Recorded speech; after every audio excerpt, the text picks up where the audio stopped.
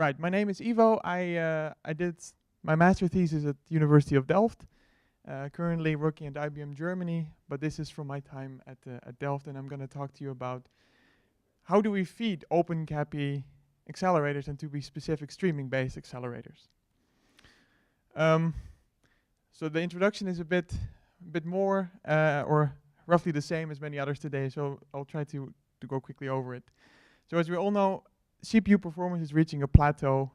We need heterogeneous compute, and accelerators are becoming commonplace, such as GPUs. But FPGAs are also getting into this space. And what we're seeing is that network and storage bandwidth on a system level is increasing so rapidly, as we see here from 25 years roughly of data. But actually DRAM and interconnect bandwidth is sort of not increasing the bandwidth at the same rate. So we need an increase in I/O bandwidth in order to sustain our systems and supply network and storage with enough bandwidth. And besides the bandwidth bottleneck, is there also that the traditional I/O model is not helping here, because it copies data through memory, and OpenCAPI addresses this bottleneck and also the bandwidth bottleneck we've seen. So there's an order of magnitude more bandwidth available, and we have a shared memory model, and we have shared virtual addressing, which should solve all our problems. So that's great. So what kind of application would actually use these types of bandwidth? We've seen, of course, a lot of examples today with adding storage and whatnot, but let's look at databases for change. So in the past, and Gian also mentioned this, there was something called Netezza, and databases relying on hard drives with relatively low bandwidth, and they were connected to a host with an FPGA, which accelerated the query, maybe did some filtering, and then shipped it off to the host, which does the final processing. But nowadays, databases are moving to in-memory, and now FPGAs suddenly have to catch up with the DRAM bandwidth instead of the bandwidth from hard drives. So the interconnect between the FPGA and the host is a bottleneck. So the challenge is for FPGAs to be adopted is that an FPGA must keep up with the memory bandwidth instead of hard drive bandwidth, for example. And this is pretty difficult with PCI Express, because they haven't been increasing their bandwidth at the same rate. And as we've also heard today, they have legacy support and stuff, and that makes it all pretty difficult. So OpenCAPI starts off with this clean sheet of paper, and it solves these traditional I/O bottlenecks at the same time.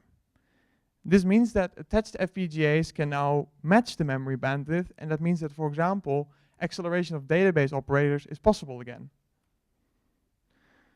So this work was conducted in the same project as Gian, and what we were looking at in general is more this order of magnitude increase in bandwidth. What does that mean for FPGA design?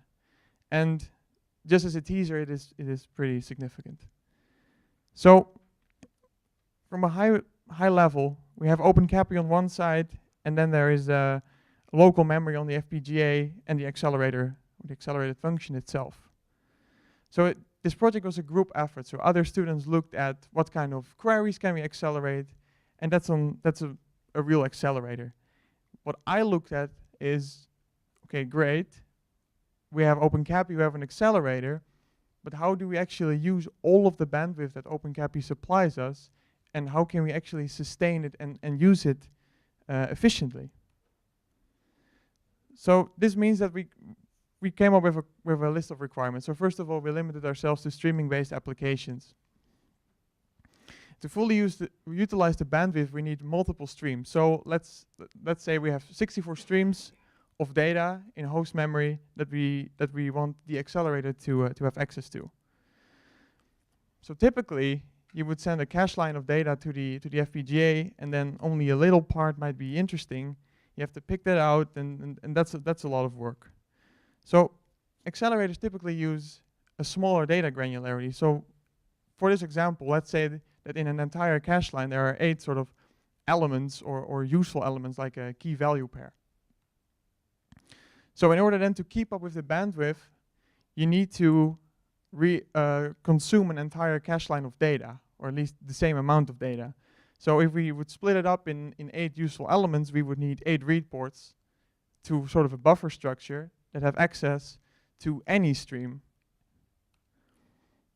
That means that you could get a read access pattern like this. So that you have 8 different streams where you want to read like the next element, which could be at any offset.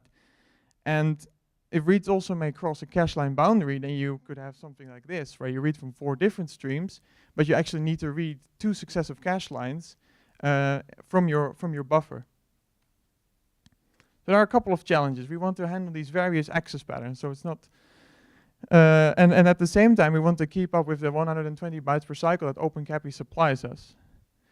Then another problem is the FPGA architecture. So if you abstract how an FPGA physically looks like, there are columns with configurable logic blocks like here.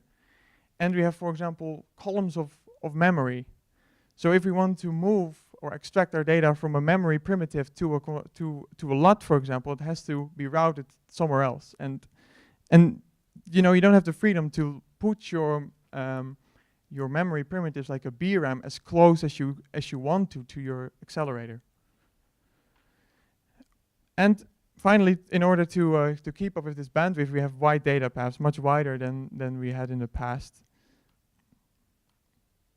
So, looking at this problem from a high point of view, in this case, we would have 64 streams of data in the host, and then the FPGA is connected through OpenCAPI.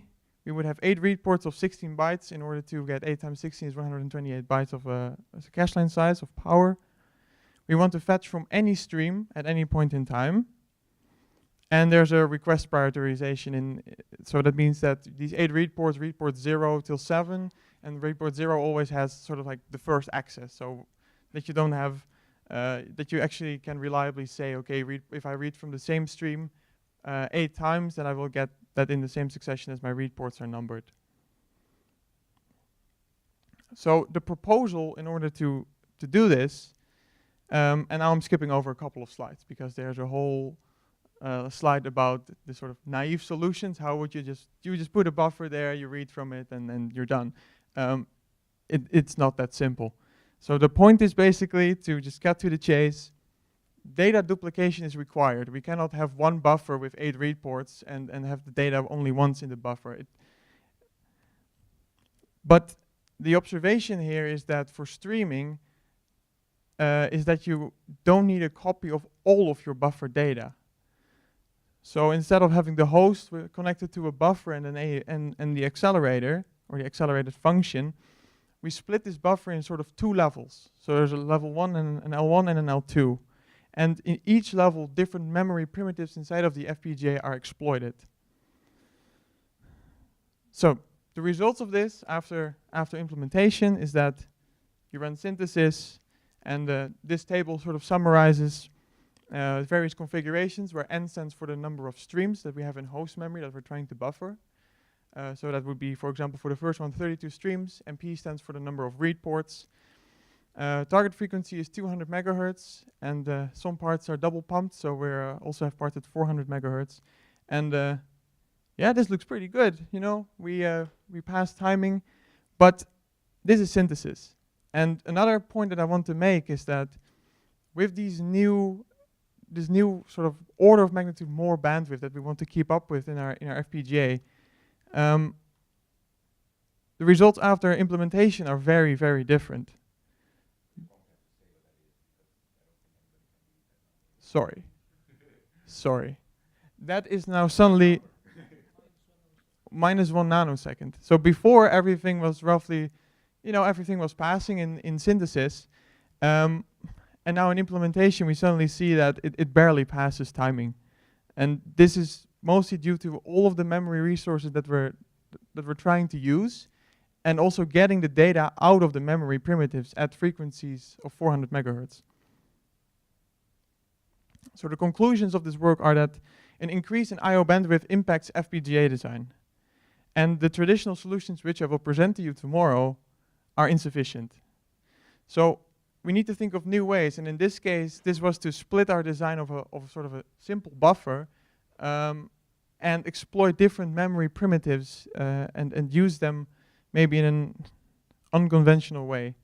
So this configurable architecture operates at 200 megahertz, some parts at 400, and the bottom line is feeding FPGAs is not as obvious as it seems. Thank you for your time.